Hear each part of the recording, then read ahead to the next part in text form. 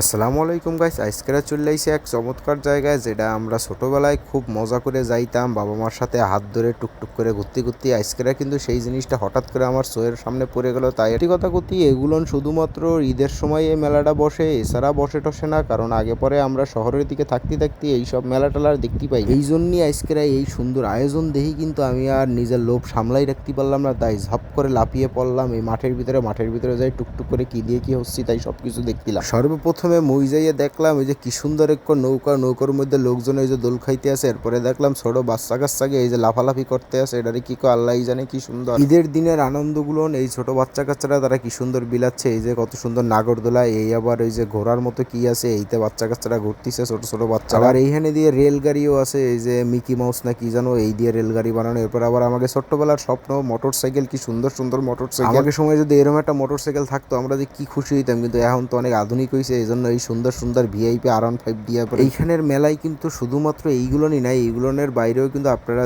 যে আসবেন এই যে কিন্তু বিভিন্ন ধরনের খাওয়ার জিনিস আছে, জিনিসপত্র খাতি পারবেন, অনেক কিছু আছে মজাদার। বিশেষ করে এরকম মেলা কিন্তু শহরের দিকে খুবই কম হয়, এই জন্য কিন্তু এই জায়গাটা এসে আজকে মনটা খুব ভালো হয়ে গেল। আর এইসব মেলায় কিন্তু আসতে হলে আপনাকে কোনো ধরনের কোনো টিকিটের প্রয়োজন নাই, একদম ফ্রি ভাবে আপনারা এইসব মেলায় যেতে পারবেন। আর এই জায়গার লোকেশন হলো খুলনা দিঘুলিয়া সরকারি MA মজিদ ডিগ্রি কলেজ।